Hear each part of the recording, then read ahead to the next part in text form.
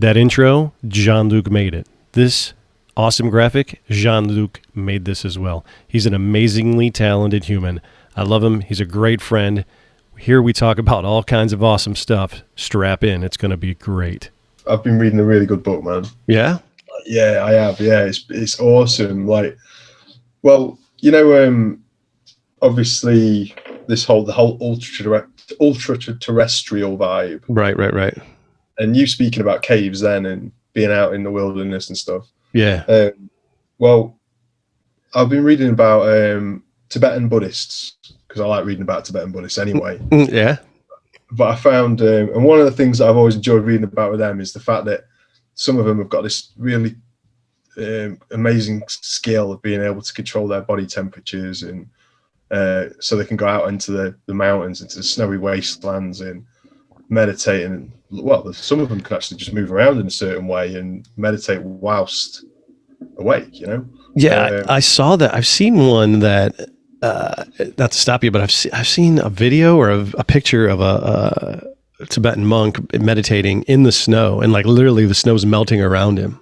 Oh yeah, they can, and they can heat their bodies up, and like there's a place in Tibet called Mount Kailash, which is sort of supposed to be. Have you heard of that? Yeah, I've heard of Mount Kailash. Is that the gateway to the right, to the gods or whatever? Yeah, the gods. Yeah. And it's sort of it's an unclimbable peak. Basically, there's no way to ascend it. Mm-hmm. But around the base of it, you get all of these kind of the monks going up there, and they dig little caves in the snow right up in the top. The tens of thousands, thousands of meters up. Wow, it's freezing cold, deep snow, like a complete wilderness. And they dig these holes, and they get inside, and they meditate basically for however long they can endure it.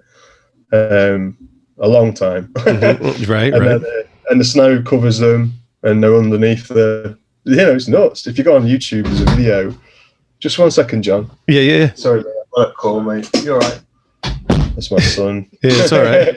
He's like, I want to play the drums. He's like, what are you doing, Dad? Fuck on. He probably wants to play drums, actually.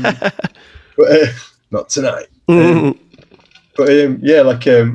So there's a video on YouTube which is pretty good of it. It's a drone basically that's gone up there onto this sort of little plateau. Yeah. And it's buzzing around, and where it's landed, the snow suddenly just bursts open, like, and a dude comes up, oh! And then the drone takes off again, and this guy starts shaking himself down and getting some sun. And then it flies over to another part of this mountain, and another guy comes out of the snow. Yeah. What the fuck? It's crazy. It's like a training ground for these guys going into Samadhi meditation. Wow. So anyway, so I watched that. I thought it was a cool video. So then I found this a researcher called Ernst Muldashev, who's Russian. Mm-hmm. Who is an optician, or not optician, that's doing it down. He's like a advanced eye surgeon. Wow. Pioneered these really incredible medical ocular surgery stuff going on. I think I know who this dude is. I might be wrong, but is this the guy? It could be wrong, but is this the guy who did created PK, like where you it's like LASIK pretty much, like the basic thing for LASIK? Is this the guy? It was a Russian guy who did it, and the only reason I know is because I had the surgery. But from what I remember, some kid got hit in the face with a football or baseball or something. He had eyeglasses, like actual glasses, and the glass cut his eye. And this dude went in and pulled the glass out, and then the kid was like 20/20 vision, and he was like, "What the fuck? How does this even happen?" Well, it could be because this I think it's called aerosol or something like that. I'll have to find out. I can't remember, but basically, it's this product that. It's kind of like bioorganic, so you put it into the eye and it helps it to heal. It grows into it and becomes part of it. It's just, I don't know, I'm not a scientist, so I don't want to yeah. But anyway, so he was also really interested in Tibetan Buddhism, because that was part of his own interest. Plus he was interested in the Theosophical Society. Imagine that. Yeah. So we had some interest in, obviously, Blavatsky and all that. She obviously had her experiences with Tibet. She believed there were the masters there. So anyway, Ernst Muldashev, one of his team had gone out there and taken pictures of the the temples up in Nepal and in Tibet, and loads of the temples have this same eyes that you'll see quite a lot, which is supposed to be like the eyes of the Buddha. That's what a lot of people would think it is. But when you go up there, apparently Ernst Muldashev said to the monks up there, "What are the eyes?" Yeah. And they were kind of like, "That's him. That's just the being." Yeah. And they were like, "Okay, what? Not Buddha?" And I was like, "Well, they didn't really want to talk about it." Yeah. So anyway, they don't even want to say it's not Buddha. They don't want. They just say they don't say it's not Buddha, and they don't say it is him. Whatever he's. It's just like, oh, it's that guy. Yeah. You go, Russian man. You're not ready for this yet. Yeah. So he went back, and using some kind of wacky advanced Russian computer program, he made I don't know how he did it, but basically it mapped eyes and then the images of these temple eyes and created possibly what the being could be that it looked like. Yeah. Wow. It was this weird looking, let's say, kind of a bit like a grey humanoid, but with this weird spiral nose, like a kind of gill nose. Yeah. Weird. Yeah. Right. But just the whole analysis of how he got to this was bonkers, but really interesting. So anyway, with these pictures of these strange creatures, which I'll send you, you can flash them up. Yeah. He then went on a massive trip around India, trying to sell the eye product to hospitals and to surgeons and stuff. Right. Use that as a way to get respect from like the Indian scholars to then say at the end of them, by the way, have you seen this thing? Right. Yeah, man, it's so bonkers. Like, check out these pictures that my weird computer program made, and apparently, like, some of the scholars were like, "Oh, you need for that sort of thing, you need to go and speak to Swami, Master, whatever." And off he went. Yeah, so he got his first recommendation. Takes this picture along to this Swami, and then shows him it, and he's like, "Where did you find this picture? Where did you get this?" Yeah. He's all kind of like freaked out. Yeah. He's like, I used a computer program to da-da-da-da-da. And he's like going, what? And he's obviously trying to figure out exactly what the hell he's talking about. So then he starts to talk about this creature actually is potentially, he doesn't want to talk too much about it, but potentially real. Yeah. It's like, okay, so what are we talking? So then this guy's like, okay, you need to go and speak to this guy further north. So we get another master, yeah. So he ends up at another Swami and spends time there, and like starts to be told a little bit more. So then they start to be told that basically these creatures are essentially like Lemurians. Oh wow! Are they blue? Are they blue? I forget if Lemurians are blue. I got no idea. Well, I mean, Shiva was blue. Blue, right? Yeah. Mount Kailash apparently is where Shiva is underneath it. Yeah. Yeah, hanging out. He's hanging out, waiting for Shiva time. Shiva time.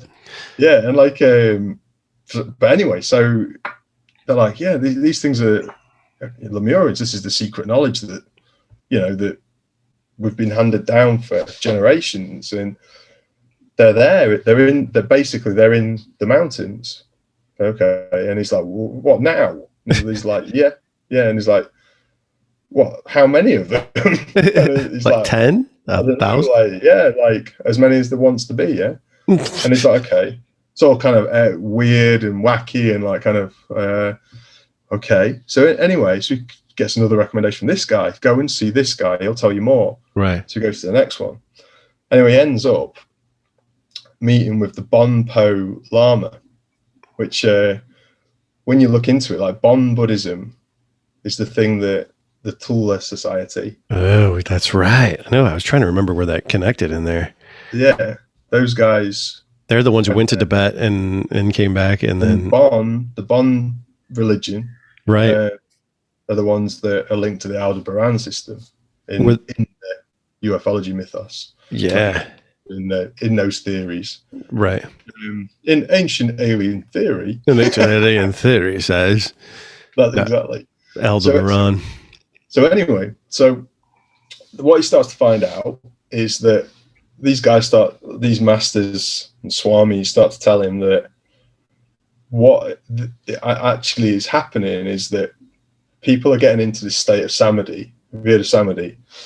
Samadhi, like it's basically kind of like the state of kind of ecstasy almost, like where you zone out into a high vibration kind of state, kind of like a higher vibrational state. Yeah. If you look up Samadhi online, you'll see people doing it. A lot of them use their eyes. They affect their eyes, raise them up and go into a bit of a trance state. Right. They, like the masters at it, can then start to regulate their body temperature, metabolism, breath speed, like the amount of oxygen they actually need to survive. It's crazy. Right. And the Bonpo Llama, when they got to see him, was like, said, well, what these creatures are, and your drawing, by the way, is very accurate, but not quite there. And said to him, this is what they look like. Yeah. And this is what the Atlanteans also look like, because they're down there too, along with some humans. And they're all in this state of stasis. Some of them are hundreds of thousands of years old, maybe millions of years old. Some of them have been there for 10 years, but they're the masters. They're the ones that, like, if you know about the Theosophical Society and stuff, like, they believe they were called Mahatmas. The Mahatma letters, they were written between these secret masters, yeah. Right, the guardians or whatever, right? The keepers of the secret, or the... So what this Ernst Muldashev said is like, okay, so these things are there. And he said, well, they are, but they're also kind of in Shambhala, Shambhala. Yeah, right. Like Tibetan Shambhala. Okay, right. So he said, what, so really, it's real, yeah? And he's like, well, sort of. Like, it's kind of real, but it's kind of not. And he's like, in what way? And he said, well, when you enter into Shambhala, like, there's all these creatures that have entered into the Samadhi state and are in stasis. They're like literally like become pieces of stone, like freezing cold. And they've been there for a long, long time, but they're alive. Mm-hmm. They can regenerate when they want to. But what they're actually doing is living a full life out in the astral, in the other dimensions and realms, and communicating with whoever they want. So they're the ones communicating with the Blavatsky, with the Crowleys, with everybody, any kind of psychic link up, and the ones that they reckon that the Thule Society probably got onto and then put the vril onto. The idea that, if you start looking into it, there's a lot of people saying they believe they were still talking to the same beings that the Bond talked about in Tibet. And it's crazy shit, man. Like, in the end, he's told, like, if you go to these caves and you're not prepared, or you try and get to the caves and you're not prepared, you'll probably be killed. And he's like, in what way? By who? And he said, psychically, like, you just won't be able to survive. You'll just be crushed psychically. Wow. Like, the deeper you go, like, the closer you try and get into these environments, you just won't be able to survive. Wow. And he said, well, how far will I be able to get? And he said, well, you might be able to get in to some degree. You might be able to see some of the humans or whatever. So he goes, yeah. So he goes on this expedition. So who does it? Yeah, but he goes in and, like, he reckons he nearly dies on his way. He tries to get into the caves, and he just said it's like psychic punishment, man. Like, just his brain being crushed. He has to get out. He's physically ill, and So anyway, the reason the theory is, and that what a lot of obviously these Tibetan and Bon monks and so on, and Bon Lamas believe, is that it's a gene pool. So it's kind of like you get these creatures where it's like, it's massive deluges and world destructive events, and things are going like, all right, well, we need a few of us that are able to get into Samadhi, stasis, up into the mountains. And this is where we stay until we need to come out again. And we'll live psychically and communicate and try and get a message out how we want to, yeah. To preserve their being? Their being, yeah. Like the physical part. They're preserving the physical being. Literally a gene pool. But then he starts to talk about the fact that these things can obviously, because they're advanced masters, they're the ones who then create tulpas. So from their psychic world. They might have been in a Samadhi situation for millennia, yeah? But then they just pop out of tulpa to go and have an experiment, and there's a UFO. Plasma light. Or they might want to manifest physically at some point. Like there's stuff like where stories about people being in Samadhi, and after about 10 years, finding a way into somebody else, like another living being, like almost like possessing them, yeah? Wow. And there's a story about this guy wanting to go and find out. Apparently, whilst he's in Samadhi, he's confronted with some kind of knowledge he hasn't got. He needs to get it. And to get it, he needs to revive, and he can't revive. So he goes into the body of this prince who's just died. Whoa. As he's dying, and then revives him, so he doesn't die, and the prince is alive, but it's not him, it's this llama. He then apparently has a great time living like a prince. I thought that was a great story, man. It is, man. But yeah, so the idea is that, yeah, I thought it's just a great book, yeah. Like, really well done. Like, bonkers, man. Like the sort of thing that, you know, if I sat down and talked to anybody that wasn't into this stuff, it's like, what the fuck are you on about, man? That's 99% of my conversations, man. But at the same time, like, what fascinated me was from that, because I read that stuff and I'm like, well, I believe you can affect your body, mind over matter. I've seen that. It's physically, it's proven, scientifically proven. You can see it. Yeah. You can do it to yourself. You know you can do it. Like, yeah, totally. You know, we're capable of some incredible things. Yeah. And obviously, you know, we've seen pictures and videos of the monks walking naked in the snow. Or the fire. They'll do the other thing where they walk across fire and all that shit. Yeah. But then I found this link to this guy, this crazy story, man. Like, he's called the boy Buddha, something like that. You got to look this up. Basically, this kid from a little Nepalese town, he ended up, apparently when he was little, he just was like, I just want to be a monk. And he wasn't from a kind of massively religious family, but he was like, I just want to be a monk, yeah. He desperately wanted to be a monk. I think there's a movie about this, isn't it? Like Baby Buddha, a Buddha boy, or a baby. I think. Or I think it's something different. There's one years ago called Little, but this is a different. This is that one's about the Dalai Lama. Oh, okay, yeah, okay. I think, yeah. Little Buddha, yeah. I think that one is about Dalai Lama. You're right. Sorry, I didn't mean to interrupt you. Of a boy who, and he ended up in a Tibetan monastery about, before he was at 10 or whatever, like 5 maybe. Wow. And by the time he was hit about 13, he was like, I need to go and basically go Samadhi, like just go to the Samadhi state. But what he did is he just disappeared and went out into the woods in Tibet, in this part of Tibet, started meditating, right, under a tree like the Buddha did. Yeah, right. After a while, people started to notice him because he was out in the wilderness.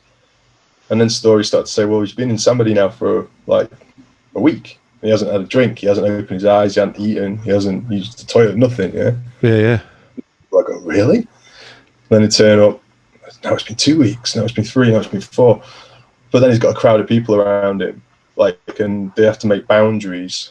Meanwhile, right, like there's a film crew turns up from America, I'm guessing, like Discovery Channel or something, and start filming him.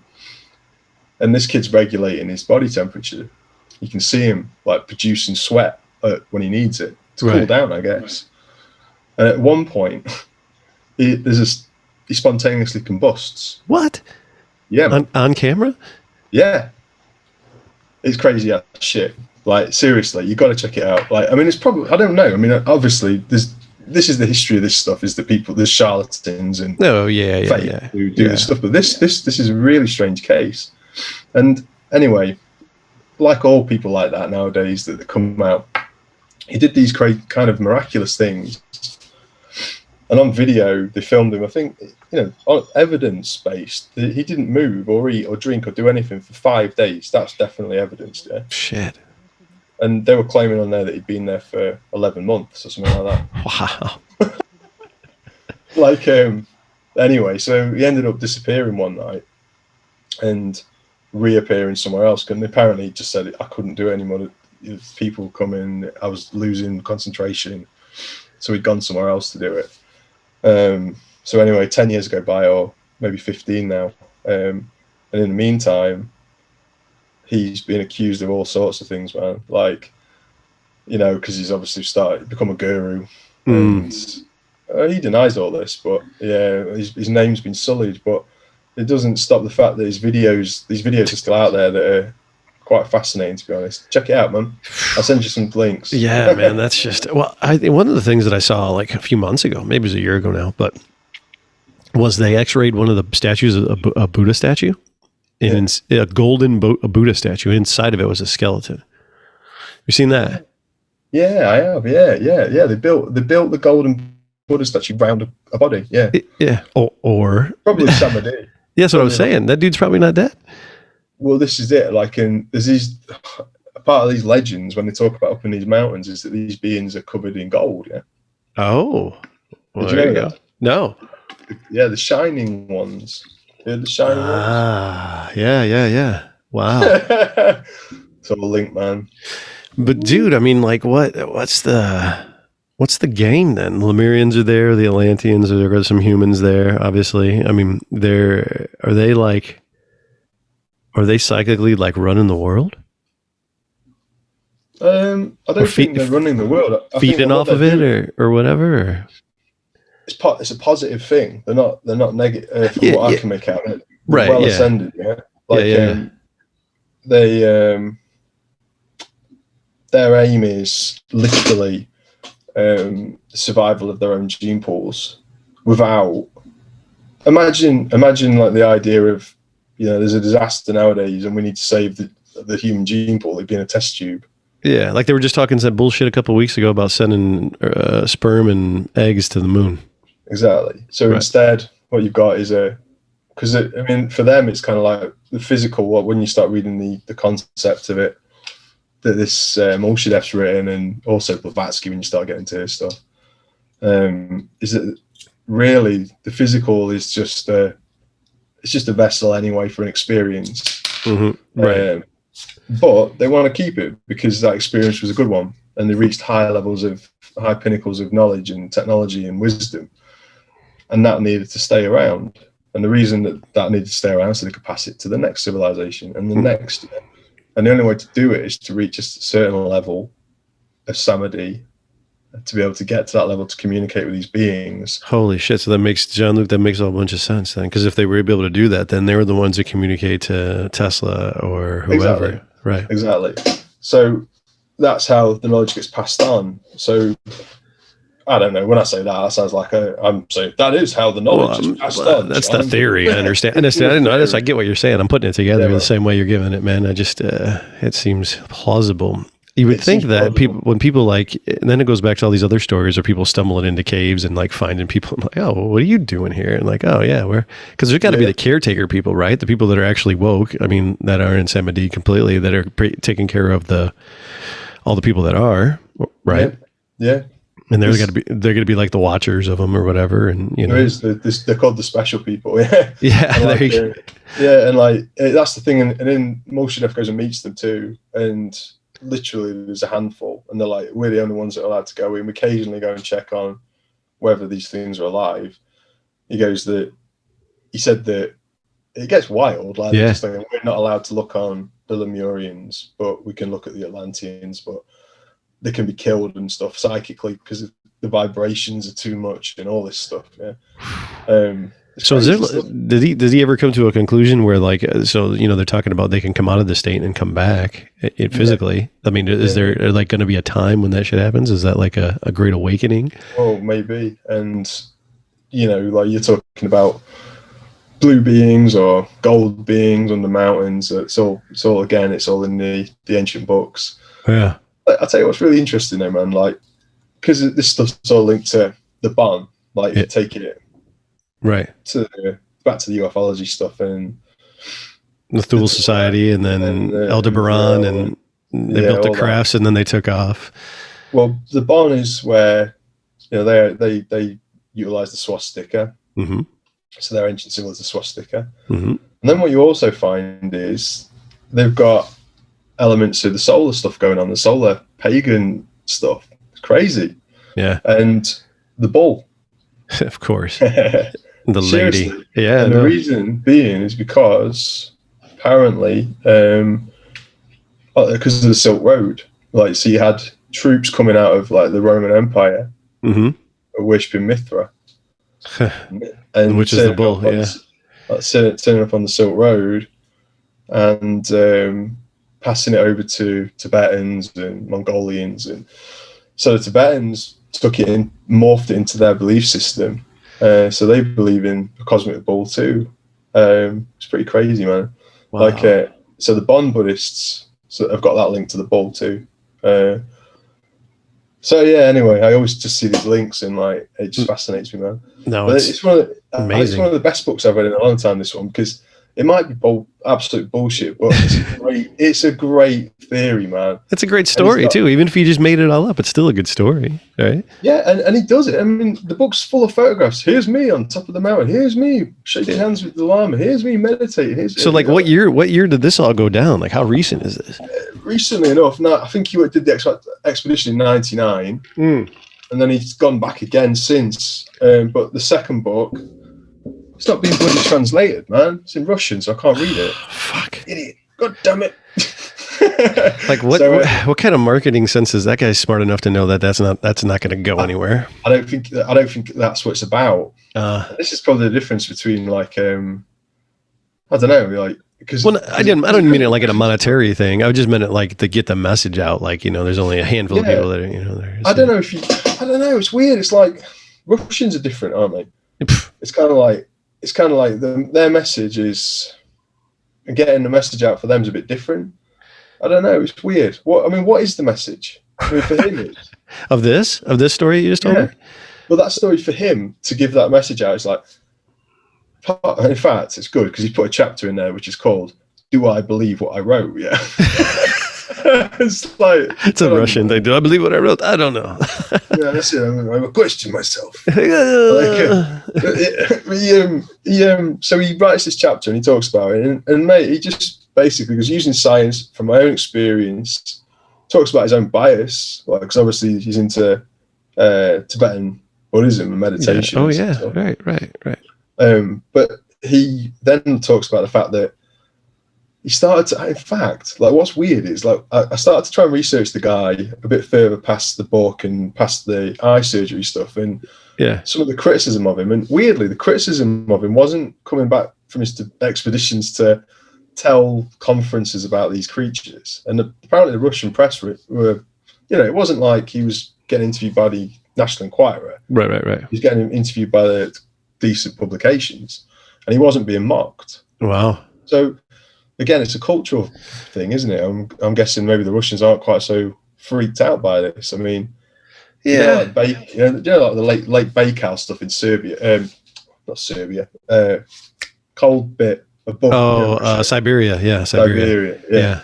So you got the late bakeout again. Oh, by the way, going back quickly, these beings, he reckons, could be in Samadhi in caves and also under the ocean. He makes specific lots of chats about that. Wow. These things they were semi-aquatic and they could be under the ocean. Whoa. And that's why you see craft coming out of the ocean. That's why you see, all the stuff that's been going on recently. Wow. But then he said, where did I get to? Yeah, so he goes back to Russia. And one of the things that he was pulled down for, so I was trying to find negative press. I was like, let's find some negative press. I see people calling him a crazy man. Yeah. Let's see what they're saying. Well, should people say that about me? Well, yeah, they do, John. But they do about me too, so that's fine. That's all right, the negative press was that apparently he'd been doing surgery on a patient's eye, and I can't remember the exact thing was, but he goes, right.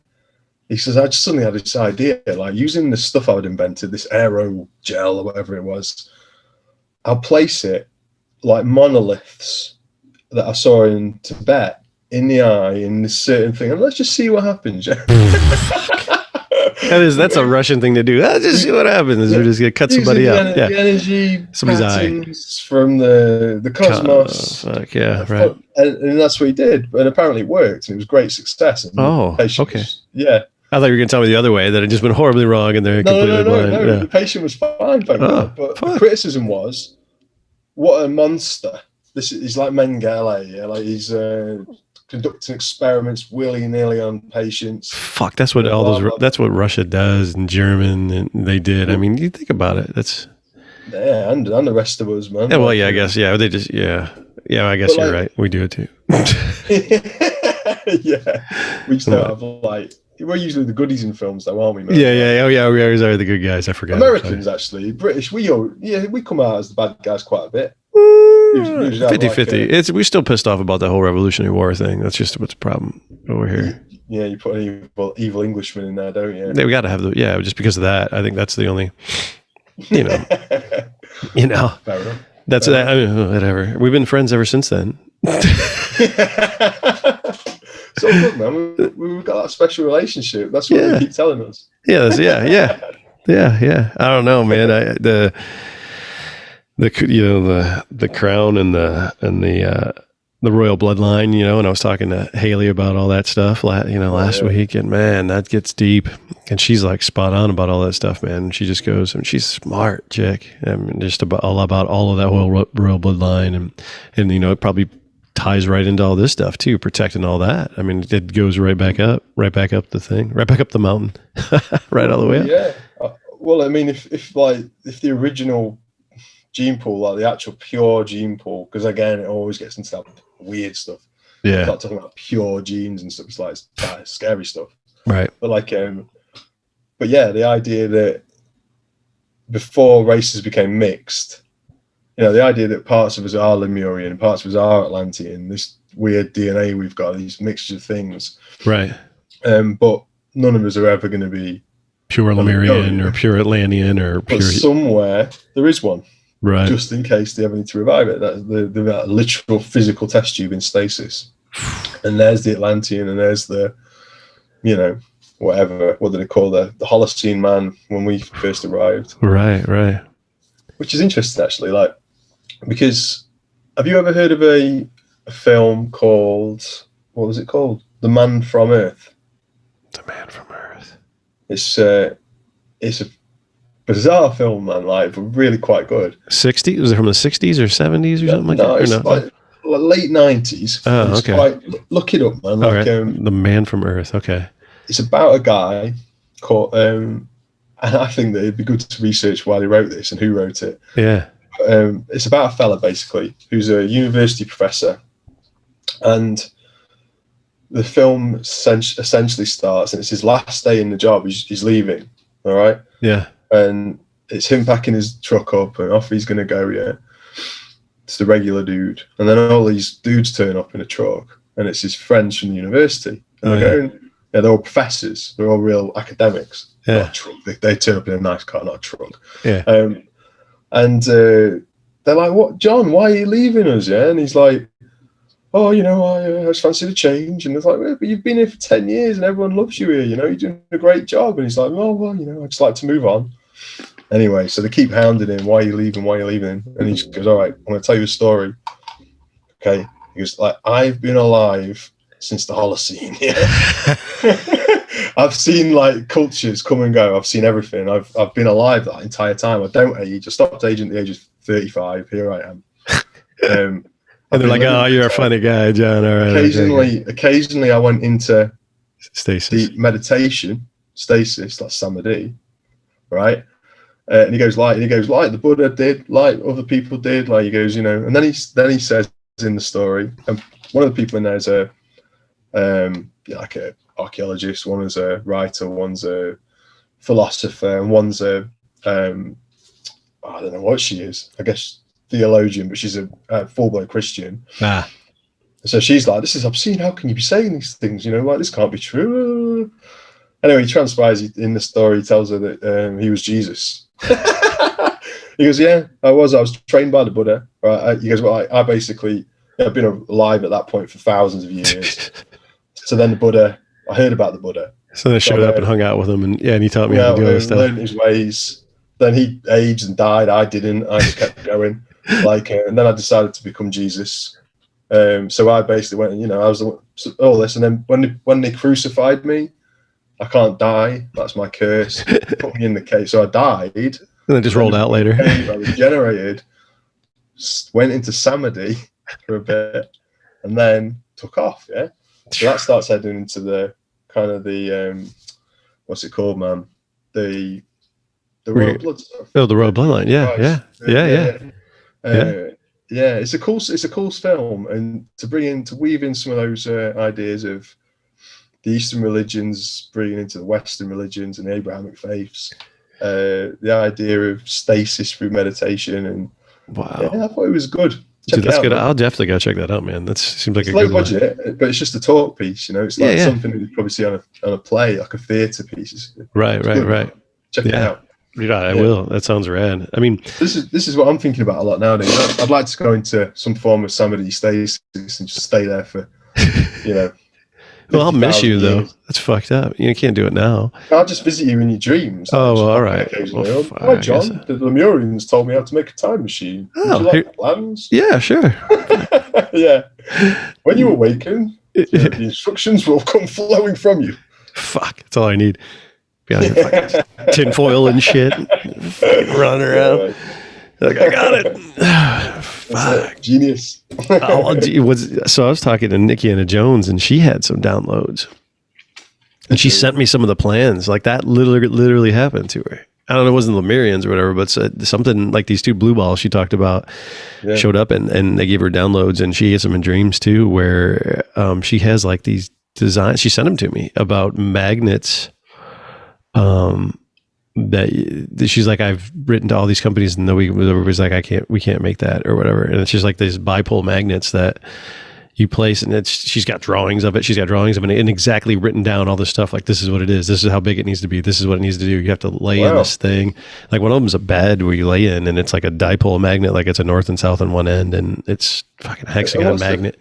And does she know what it's for? Yeah, that one's supposed to like realign all of your, like, I guess the way they said they described it to her was like, your body is iron. There's iron in your blood, and somehow it realigns your north and south pole if you lay in this thing, and you have to do it for like at least 10 hours, like 3 days a week or something like that. And it like somehow realigns your complete fucking chakras or your and all the iron in your body back up to whatever. And I'm like, cool. Very interesting. Yeah. So some of the drawings she sent me, I was like, whoa, that's rad. Like, even if you build on a smaller scale just to see what it would do, you know? Yeah. Because well, that's it. It's having the ability to build it. It's like there's a Stephen King book that's like that in there. Like, what's the Stephen King book that's got the UFO, the buried UFO in it? That makes people suddenly incredibly inventive and smart, but also crazy, murderous, hive-minded. Tommy knockers. That's it. Yeah. Yeah, dude. I don't know. I think that's plausible, man. People have been talking about that since the beginning of time. So I believe it's a real thing. Yeah, absolutely. Like that sort of level of technicality. Like, because I don't think I could say the downloads as such, but not like that. But when something's from externally from yourself, right? When you focus on that, and you just know it is. Yeah. But I've never been given a blueprint. No, me neither.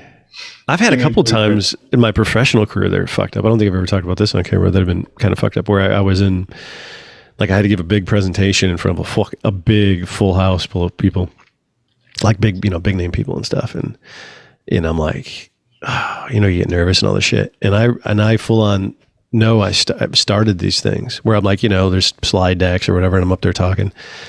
And I would like be outside of myself at some point of it, where I'm like literally like I'm talking, my body's there, I'm talking like I'm talking to you now, and all this stuff's going on, and I'm going, I hope whatever the fuck I'm saying makes sense right now, because I'm not in control of it, right? And I've literally grabbed people that I was close to afterwards. I'm like, did that make any? They're like, that was fucking brilliant. Like, that was, and I'm like, you suddenly. No, I did not do any of that. It was just it just happened. And I'm talking a really good friend of mine, and she's like, cool, that's how it's supposed to work. And I'm like, all right. Well, I mean, the thing is, though, like this idea that you can summon energy or knowledge or basically just utilize the ether. Right. Whether it's going to be as a medium to bring in energy or information. Right. But, to be able to do that, it's weird, isn't it? It's like we are so far behind in the West, and this is what I'm figuring out more and more the more I read and the more I practice this stuff. Like, we're so far behind. Like, the fact that we even talk about it like it's a strange thing. Yeah, we talk about that in one of our very first talks. Like, people just whisper about it down in some church that meets on Wednesdays or whatever, right? You go and talk about And but if if we went and had this conversation in Nepal or they'd be like, duh, dude. Like, what's your problem? Like you don't know this? Like, you're fucking, catch up, kid. Like, what are you, a child? Yeah. Like, and why are you so, it's funny, isn't it? Like, for me, I kind of, there's a million books and there's a million videos and there's a million gurus on YouTube telling you, that you need to like be able to just focus on the now, like the breath, know that everything is temporary, everything will change, and all that stuff, all these great advice, but not a lot of people take that advice. Like in the West, like it's all there, but no, people would rather be stressed out or competitive or. Yeah, especially in America, man. I mean, America's way. I mean, even it's a huge difference. I mean, just even from England, you look at it like where the work, I mean, just for, I'm international, so I've worked with people and, England and stuff. It's like, hey, we're going to go have a beer at lunch. And I'm like, really? What the fuck? I'm like, I want to have a beer at lunch. That ain't happening here, man. I got like, bam, bam, bam, bam. It's more like, I mean, I'm not saying it's just a laissez-faire or anything. I'm just saying it's more of a relaxed kind of, even in Australia, talk to Australians, the same thing. They're like, hey, shut up. It's almost beer o'clock. Like, I don't want to talk about your shit anymore. Like, I want to go to the bar, like, and it's, I mean, America's like that too, but I think we're just so like, all the time, go, go, go, go, go, go, go. Oh, right. Yes, good. I mean, like, Britain, I don't know. I was talking to my friend about this. Like, because our news, because pubs over here and bars have been closed for a long time. Right, yeah. And it's only very recently that they've sort of reopened, in the last few weeks where you can go and buy beer outside. Yeah. The weather's not been that great, so it's not like you can go and like have a night out really, unless it's a really good night. Right. Yeah. So I haven't really been out, but went out once and it kind of sucked. But but like anyway, where was I going with this? Just the beer thing and just like being relaxed about it. Yeah. So basically, it's like, so on the news you've got, Israel, Palestine, you melting the dome down, right? Yeah, like scary stuff. You got like, the Indian situation, the Indian strain of COVID, and it's just killing everybody. They're burning people by the rivers and all kinds of shit. Yeah, bad shit. But at the same time, a big part of it is like over here, like. Huge focus seems to be like, well, if this Indian virus comes over here, right, we're gonna have to like have more lockdowns, and that means the pubs aren't going to be open. And like the pub, honestly, and if the pub's closed one more fucking day, that's kind of what it's like, and that's how they're almost trying to say. It's like, oh, don't worry, England, the pubs will be open again soon. Yeah, don't worry, you can go and drink your problems away very shortly. Taxes, That's it, keep on drinking. Don't worry. It's all going to be all right. Dude, that's what it's like. You tune in, it's like on talk radio and stuff. It's like, listen to this banana bullshit. Then, so like in Ohio where I live, they have a fucking lottery. They started like yesterday. They said if you have gotten at least your first vaccine and you're over 18, for the next 5 weeks, we're putting you in a lottery where you can win $1 million. Yeah, so what, to get you to take the vaccine? Yeah. So that's what they're trying to do, and I was like, okay. You know what, man? Like, I had a guy show up at my house yesterday. Knock on the door, and I'm like, why? What the fuck? So I'm just hanging out like the kids, bath time and all this shit. I'm like, fuck, I don't care, whatever. Dude, just stand there, dressed real nice, I'm thinking, who's doing door-to-door sales during a fucking pandemic, right? And I'm thinking, whatever. This guy leaves a flyer, and I go look at it later, and it's a full-on color 2-page thing telling you where to get vaccinated, how it's your like you should do it, where you should get it done at, all this stuff. And I'm like, they're going they're like, what the fuck? I mean, I get it, and I totally get it. And like, I got vaccinated. I'm not gonna say anything against it or whatever, right? But and then they come out and said like the first week of June, there's no mask mandate anymore in Ohio anyway, in the state. Like, you can don't fucking wear a mask anywhere. Just fucking do whatever you want. But it's like, I don't know what the fuck. To me, it just seems like. You know what, man? Like, I don't know. The whole topic is like fuck around. To be honest with me, it's like it's affected everybody's lives. It's been a total nightmare. Like everything, it's created that division. It's like is the COVID? Is COVID a hoax? Is it the worst thing that's ever happened to the human race? Right. And then you've got like is the vaccine government chip, DNA manipulator. Did I tell you my crazy theory about that? Did I tell you my crazy theory about the fucking virus? Go on. I found this thing that I think Grant Cameron put out. That was a letter from who was the guy that hung out with Lazar before? Not Lear, but the other guy, Gene Huff, maybe Gene Huff. I think maybe it was. I think it was Gene Huff. Yeah, that's right. Yeah. Gene Huff wrote a letter to somebody, like a handwritten letter, and I can't remember who it is right now. I have to look into it. But basically, he said, I have more information about, Lazar and the alien retrovirus. And it was like dated 1989 or whatever, 88, 89 or whatever. And like that term wasn't even used. I mean, it's still used, hyphenated retrovirus, right? Which is what fucking COVID is a retrovirus. And I was like, so my mind started going fucking crazy. And I'm like, well, if they had this, they put it in the lab, they figured it out, they weaponized it. Somehow China hacked our shit, figured out the formula, went over there, made it themselves, made an oopsie, fucked it up, spread it all over the world. And now we got to clean up it. There's theory one. Theory two is that might have happened, but at the same time, they're trying to come up with a vaccine, because if these fuckers are coming back in a big way, or they're here, and we had any interaction with them, just like War of the Worlds was, the whole World story is like that we gave them a cold and it fucking killed them all. What if it's the other way around, where it's like, these fuckers are coming, we can't stop them, we can try to protect people by giving them this fucking vaccine, so that when we do interact with these assholes, humans aren't going to die. So what the fuck? Where did you hear that? I made that all up. Yeah, that was good. No, like it was. It was. I was just like going, I'm trying to keep up, man. Like, sorry, I talk fast. But it's crazy, right? I like it better than any of the theories I've heard. I mean, come on, like the theories are, it came from some weird fucked up bat, a bat or a monkey, or I don't know, man, like something. And think about that. If there was a fucking whole group of fucking people here, and then they decided the whole disclosure movement have it at the same time, but they're like, well, wait a minute, we have a problem. If these assholes sneeze on humans, most of them are going to die. So how do we get everybody to get a vaccine against it? Well, we have your solution. There you go. Maybe that's it. John, you've nailed it, man. Fuck. This is where the van shows up. It's where your house suddenly just gets ripped apart, And I woke up 4 Lemurians. Comes out of the ground here. John, you found me. 5 Lemurians come for me. Fucking just woke them up. Maybe they put that in there. Maybe the ones that put it. It was them. It was them. They're going for you. I thought the Lemurians and the Atlanteans didn't like each other. Or wait, the Lemurians were there before the Atlanteans, and that's how it worked out. Yeah. That's right. Crazier shit. I mean, like, I'll be honest with you. Probably up until about 18 months ago, if I was going to sit here and actually discuss the hibernation, the hibernation states of a Lemurian and an Atlantean, I'd have been going, yeah, sure, man. Now I'm just like, bring me that shit. I want to bring more about Lemurians, yeah. Oh my god, more.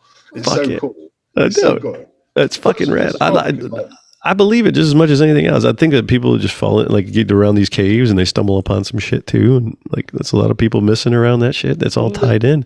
Well, the idea as well, I mean, I don't know. Like the modern theories that,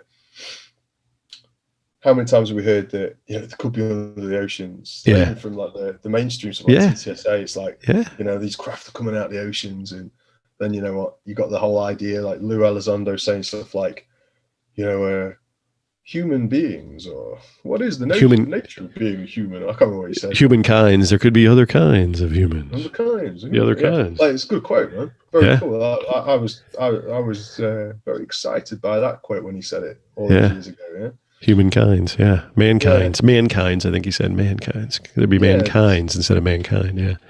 So that sort of idea, like the idea that you got like God, the ancient technologies, they could pass it down, like you look at the ancient mysteries going back to like the Freemasonry stuff, like a lot of that idea goes back to the Atlantis stuff, John. Be hiding it. The secrets, John. Fuck, that's in the Ark of the Covenant.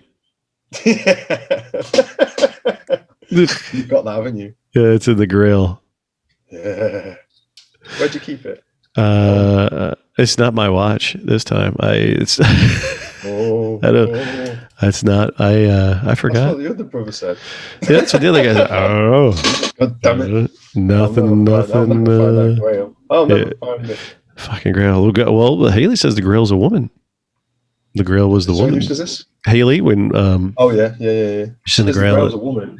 Yeah, the Grail is a woman. The vessel is the woman. The woman and it's the keeping the whole divine feminine secret. Yeah. And I give her that too. I like it. And I have to go. I'm so sorry, man. I got to bolt. I wish we could do this longer. I gotta go. I gotta head out. It's a great way to end it. And that's the end. Okay. Where's the grill, John? I don't know. I gotta go. Where you gotta go? Where are you going? I gotta go pick the grill up. I gotta go pick the fucking grill up. Good on you, man. No, seriously. It's been a pleasure, John. Dude, man, I love you, dude. Seriously, it's been rad. Yeah, very good. Yeah. All right, mate. Thanks a bunch, man. Find feminine. Yeah, go find the dime. If you find her first, call her. Tell me. Yeah, I'll let you know. Yeah. She usually pops over on a Thursday. Catch you later. See you, bro. Bye-bye. See you, dude. Bye-bye.